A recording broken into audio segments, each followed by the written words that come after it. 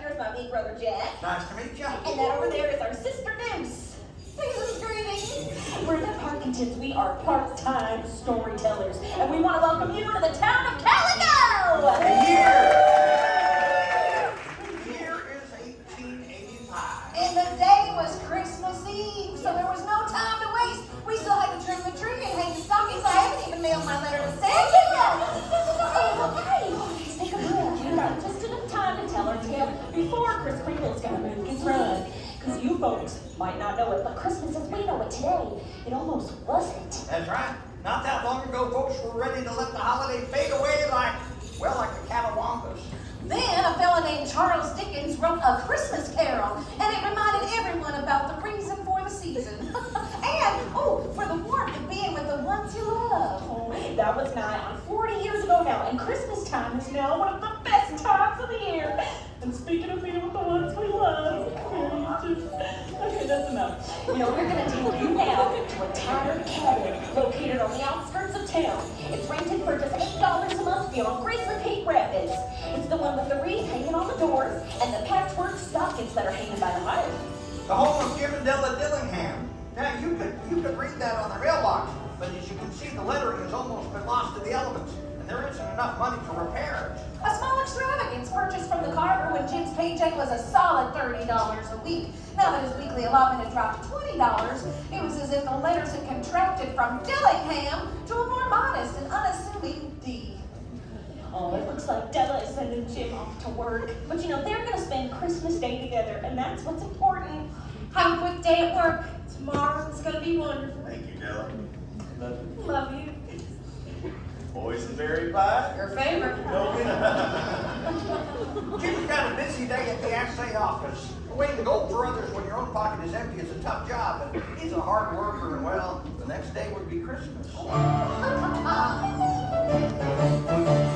we begin to look a lot like Christmas, everywhere you go, take a look at the 5 and 10, listening once again, with candy canes and silver rays of gold.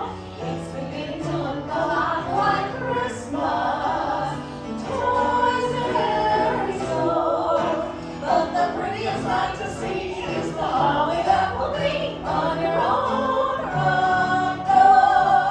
A pair of hop-along boots and a pistol that shoots installation party in bed. Those little Tommy won't go for a walk is the hope of Jefferson Dead. And Mom and Dad can hardly wait for school to start again. It's beginning to look a lot like Christmas.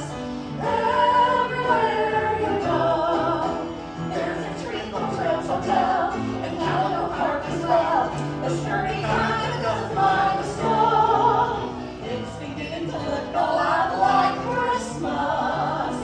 Soon the bells will start, and the big little maker ring is the carol that you sing right within your heart.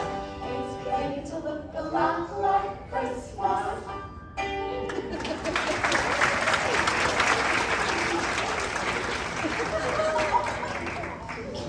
Go to the next thing. Yes.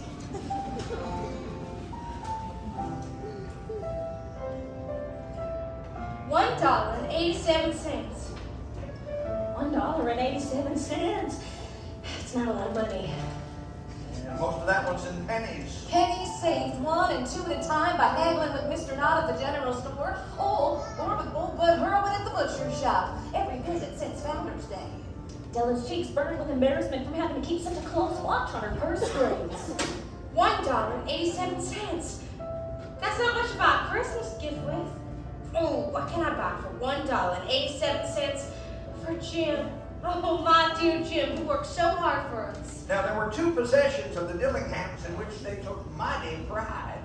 The first was Jim's oak-handled Colt Signal Action Army pistols, a gift from his father when he married. The other was Della's hair. Why, had Cameo Kate herself lived across the rapids, Della would have washed her hair in the water just to see old Kate turn green within me. And Wyatt would have turned and headed back home had he seen Jim's oak-handled pistols. Such fine specimens of Colt's ingenuity they were. Della knew that she had to buy something fine and rare, something that was just worthy of the honor of being used by Jim. With only $1.87, there wasn't much to choose from. Unless... Without giving herself time to second guess herself, Della headed straight into town, and she went to Madame Del Mundo's establishment, located right above the gristmill. It's me, Deuce. Oh, but I need you to just go ahead and do what we practice, remember? I need you to show me a little Madame Del Mundo. Go ahead. Better not throw it. Get her around the applause.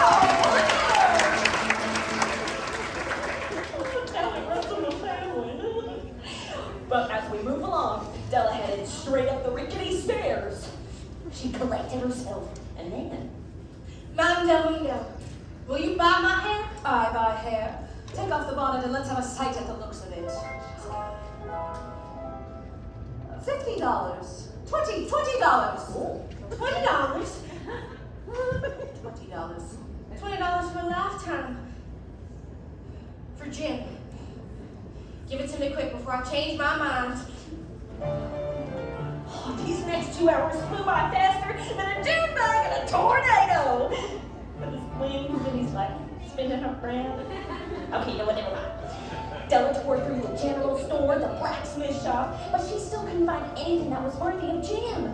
That is until she went into Potts and Coulter's trading post.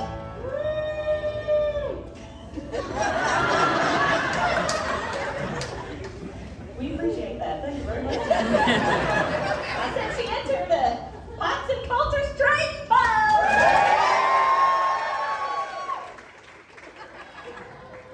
I waited for the second time so they sure. I don't think that's real. I think that's painted on right there. Oh, yeah. Yeah, they painted it on. You know what else I don't think? What? That you made your cue on time. We're at Potts and Coulter's. Oh, I thought that was in the second act. All right, I get it. It's a right one-act here. show. Okay, hold up the day. Over there. There it is. There it was. Surely it was made for Jim and no one else, because there was nothing like it in any other store. It was a hand-tooled leather belt with double holster, perfect to hold 2 oak-handled Colt single-action army pistols. It was simple, yet elegant, proclaiming its value in substance alone and a highfalutin ornamentation. The perfect gift for Jim, but how much? $21. Della thought about all the sacrificing and scrimping and saving she did to get the $21.87 in her purse. But still, she didn't hesitate. I'll take it. Nothing was too good for her Jim. Even though her purse may almost be empty, her heart was overflowing with the idea of presenting him with this gun belt. Just perfect enough for Jim's precious pistols. Well, go on, Della. Get home before Jim does. Run, Della, run! Away, away, turn no crib for a bed. A little Lord Jesus, lay down his sweet head.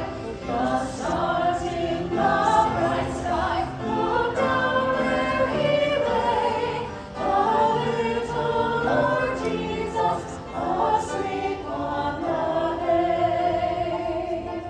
When Della arrived home, she knew she only had about an hour to get dinner started before Jim arrived, and she wanted to survey the damage that had been done to her hair. Now, normally we'd butt in here and tell you all about what Della was feeling, but this is the best part.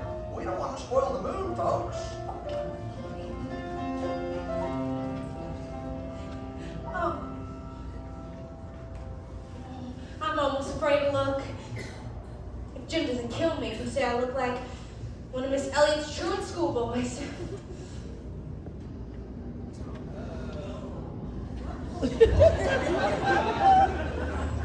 Della, I thought I heard you come in. Jim, you're home already. Yeah, I had some business to attend. Jim, darling, don't look at me that way. I had my hair cut and sold because I couldn't live through Christmas without giving you a present. Look around again. You won't mind, will you? No, I just had to do it. My hair grows awfully fast. Say, Merry Christmas, Jim, and let's be happy. Oh, you don't know what a beautiful, nice gift I've got for you. Oh, you cut your hair. Cut it off and sold it to Madame Del Mundo. Don't you like me just as well anyhow?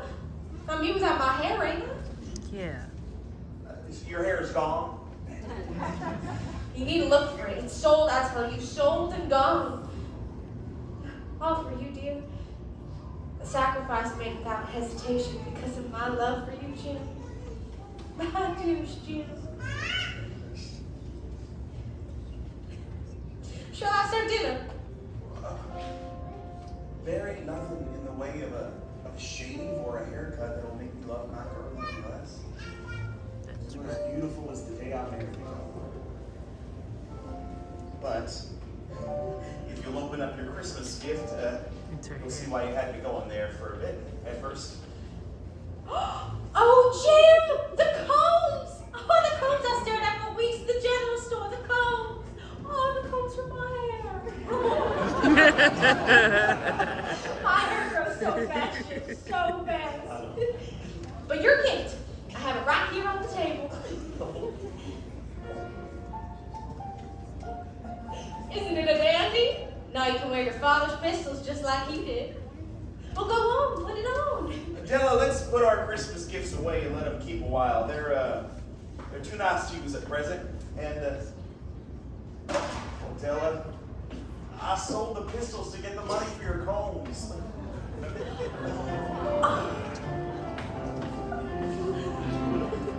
You're all I want for Christmas. All I want my whole life through. Each day is just like Christmas. Anytime that I'm with you. You're all I want for Christmas. And if all my dreams come true, then I'll awake on Christmas morning to spend my day with you. You're all I want for Christmas. All I want my whole life through. Each day is just like Christmas. Anytime that I'm with you.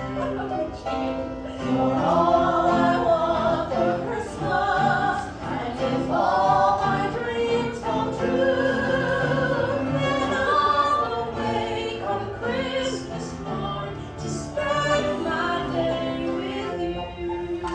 Merry Christmas.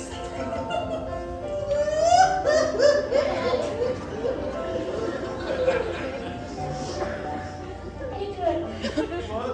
It's your part. I know that, but it's so beautiful. That's your second part, though. All right, all right. Get it together, boy. I'll go. You got it.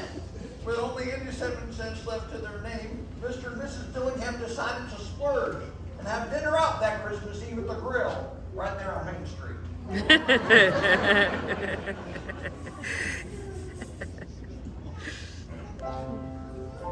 They walked past the windmill, Goldie's place, and the blacksmith, and were just about to walk into the grill when...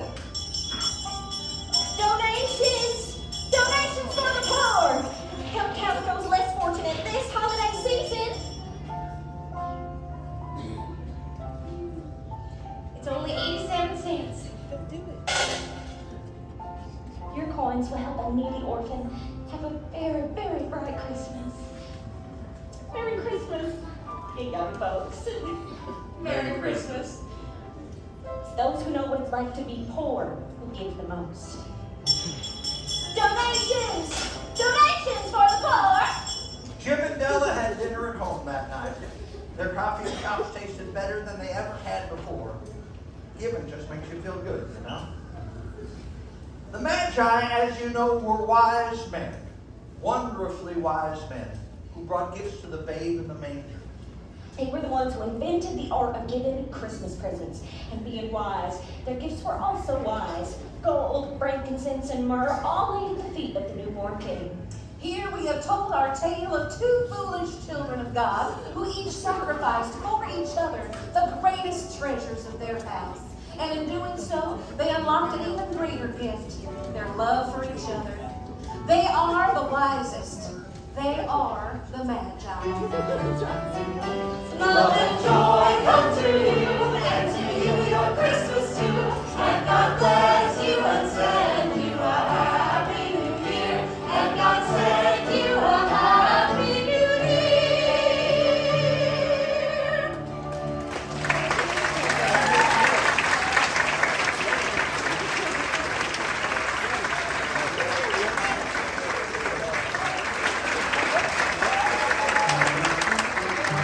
We wish you a Merry Christmas. We wish you a Merry Christmas. We wish you a Merry Christmas and a Happy New Year.